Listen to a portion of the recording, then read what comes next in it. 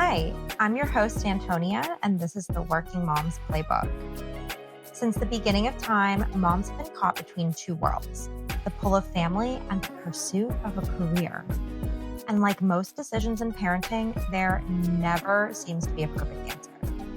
Being a working mom means hectic mornings, late nights, missed moments captured in iPhone photos, and leaning on a village to make it all possible, if you're lucky to have that. And even with all of that support, it's still one of the hardest plays to run. That's why I created the Working Moms Playbook, a space where real moms share real stories. Here, you'll hear about building businesses while battling infertility, finding your personal style as a new mom, reaching breastfeeding goals without sacrificing your career, navigating parental leave, and so much more. So let's dive in, because let's be honest, our time is short and somebody is probably calling for us already.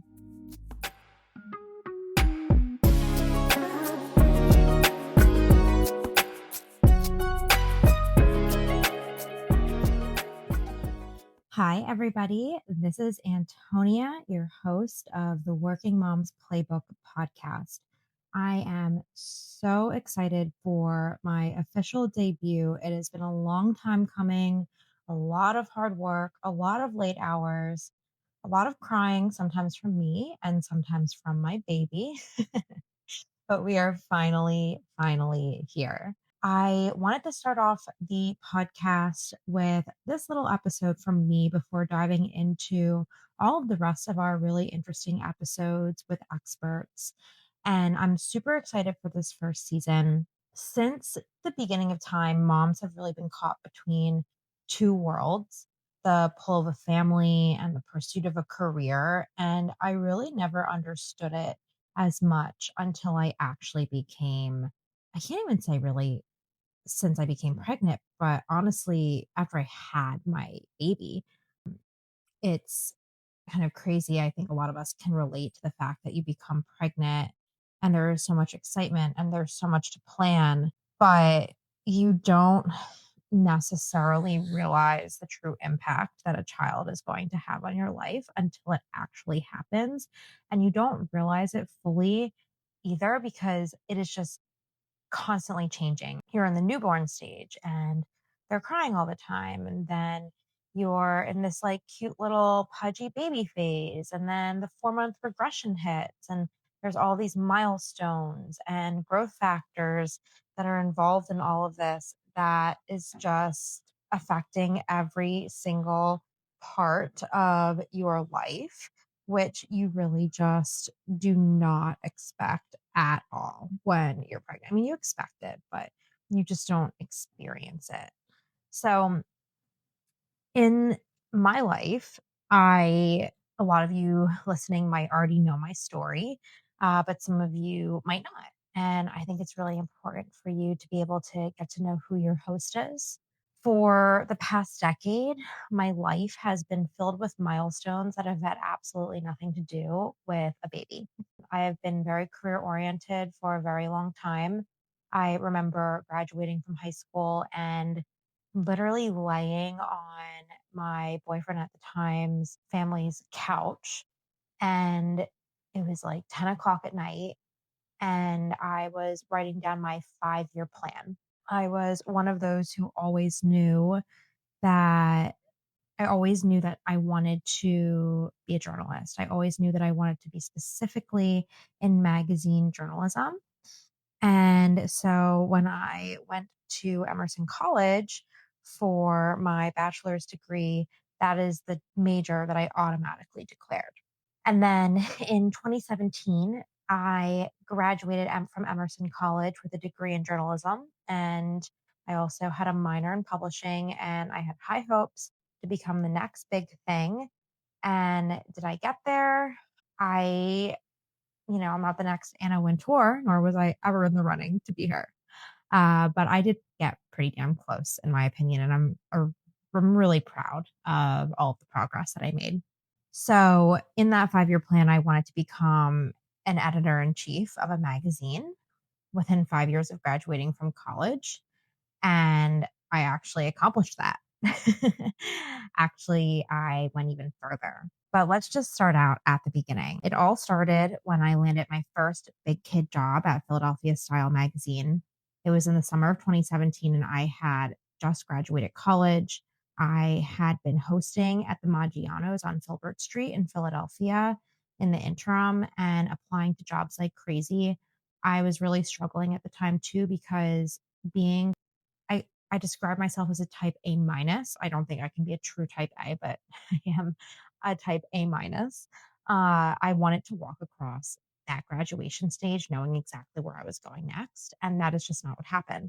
So I was really struggling, but I was the host at Maggiano's. I had friends, and all of a sudden I had gotten to the point where I wasn't just going according to what job websites were saying, but I was truly reaching out to all of my contacts to try and make something happen. So I had previously interned at Boston Common Magazine as a senior in college. I think it was my first semester. And I had known that they had recently been purchased by Modern Luxury, along with all the other publications within that family. And so I did my research. I reached out to John Colabelli, the publisher of Philadelphia Style, and he quickly connected me to then EIC, Kristen Detterline, who is now a very good friend of mine. And that led into an interview about freelance opportunities. And I went in that day to talk more with her about that and a possible post college internship. And then I actually ended up leaving in the running for the assistant editor position.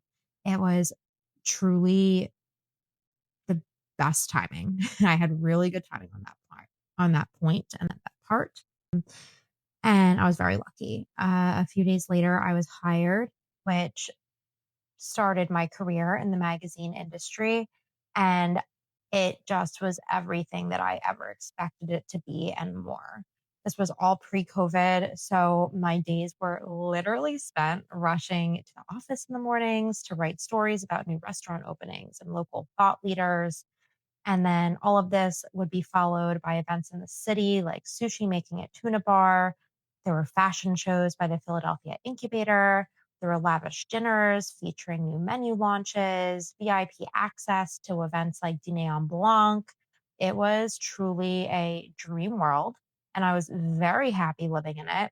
But to this day, I really wonder how I did it because I'd be waking up at 6 a.m. to go to the gym, doing that full work day from 9 to 5, sometimes until 6, depending on deadlines, going to events, not getting home until about 10 o'clock at night, resting for about an hour, and then going to bed and waking up and doing it all over again. It was certainly I was not a mom.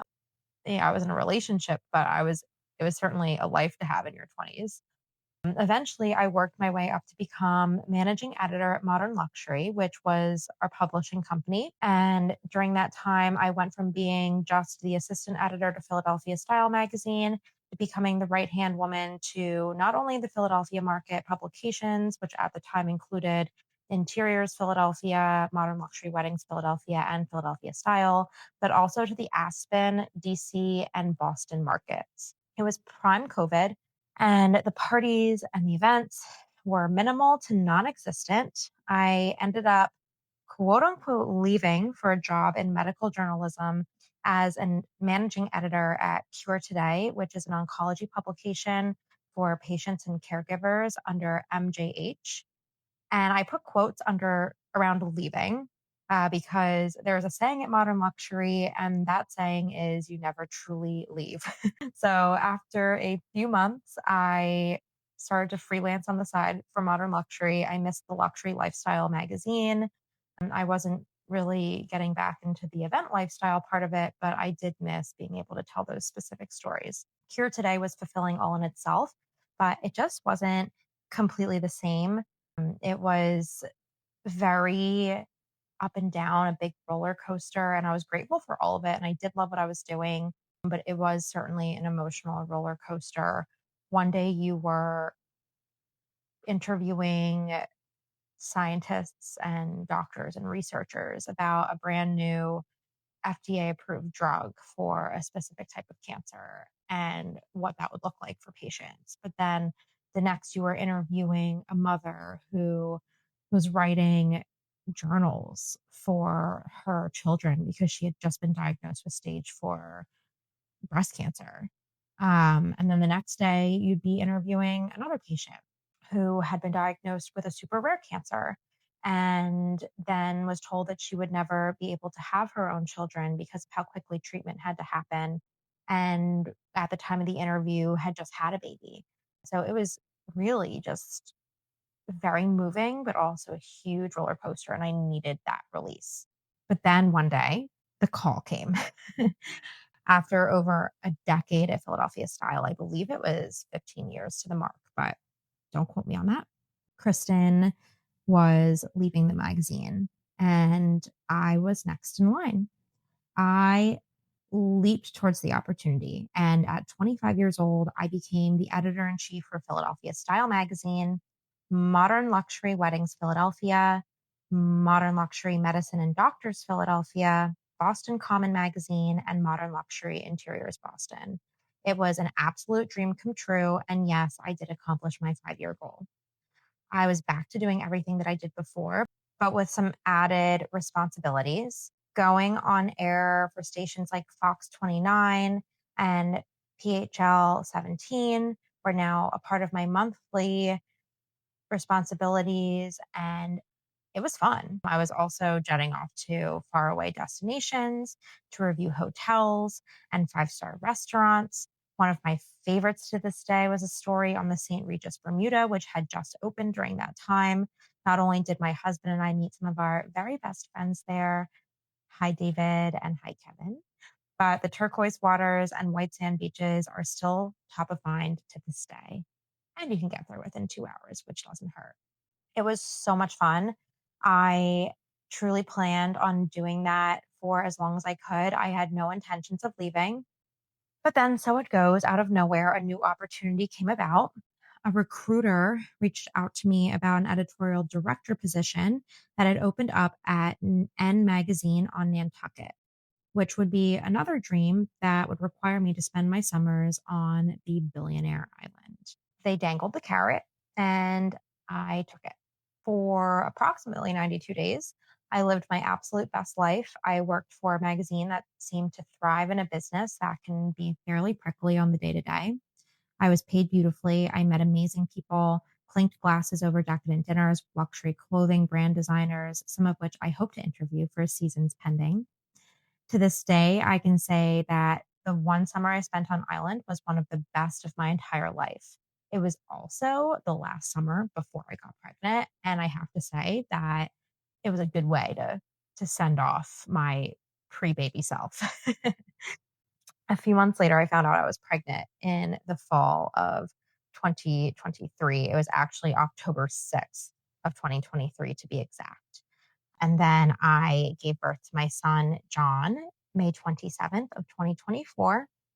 At the time, I only took 1 month of maternity leave. And when I returned, everything changed. Like I feel like many women experience upon coming back from having a baby, you're almost expected to have everything go back to normal. And although my life had changed, my career was expected to return to that same every day, nonstop, if not better, with the same quality is hard. I mean, I know that a lot of people are going to say, toughen up. This is what you asked for, which is kind of silly. But only moms can really attest to how tired and how out of whack you can be postpartum. And especially 1 month in, your hormones are everywhere. You are still getting used to your baby. You are still getting used to life with baby. You are still not sleeping through the night. And then on top of it, you are working a job at the same time. You're feeling guilty about missing time with that baby. Oftentimes, you are having to trust your baby with other people. And even if that's like your mom, it is just so hard to leave that new little cutie. Eventually, my road with the magazine came to an end. It just, I wanted to be with my baby and expectations had changed and it just wasn't going to be what I had originally signed up for. And then all of a sudden, what came along with that was that during one of the most crucial times of my life, the one thing that I thought I would still have as my pre motherhood identity was then stripped away. My hard work, my goals, my aspirations, they all became super fuzzy with late night feeds, endless crying, diaper changes. I found myself just feeling very resentful during this like roller coaster of postpartum hormones. And in the first time for a really long time in my life, I actually felt lost. I don't think I realized how career oriented I really was until that moment because all of a sudden I just felt like it had all been a waste, that I had lost all of it, which I really should have been celebrating all of that hard work because I really did work really hard to get to where I got to. But it was devastating. So, not only was this a new chapter of having a baby and in motherhood, and not only had I completed my 5-year list, but now it was the question of what would happen next.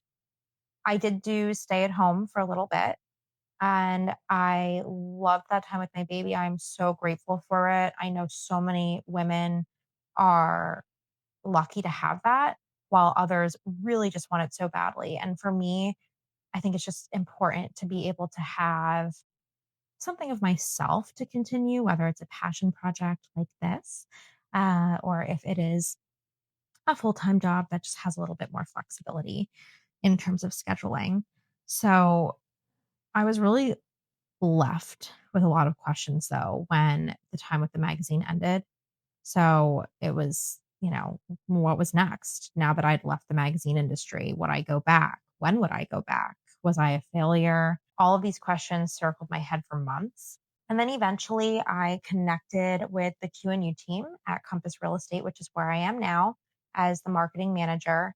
I was able to come on, work from home, find my rhythm. And I realized through all of that, that being a working mom really wasn't all that bad. Although I do sometimes feel a crazy amount of feelings that I think only years of therapy and a really good dirty martini, coupled with a few steady yoga classes, could probably figure out if I had the time to do all of that. But then looking back now, I truly realize that that time of difficulty was one of the few times that I felt the most alone, even though it was probably when I was most surrounded. It showed me how unpredictable motherhood can be, and not just in the sense of the unpredictability of your baby, but also just the unpredictability of how society and the world changes once you become a mother. There is truly no way to prepare for it. There's no way to go back, but it sparked the why for this podcast because I know I'm not alone in feeling alone. And it's my hope that some of you out there can find something out of this podcast, whether it be a nugget of hope, wisdom, it makes them feel a lot less alone and a lot more surrounded by support, surrounded by love, and surrounded by experiences. I'm really excited to have you along for the ride. If you have a mama friend in your life who you think could really benefit from this podcast, I would so, so, so love if you could share it with them. If you resonated with anything in this episode, please share it on socials. It is so helpful to creators like me who are just starting out in this industry and to really help this grow and reach as many moms out there so that we can create a village that really supports one another. Well, let's dive into season 1. I'll talk to you soon.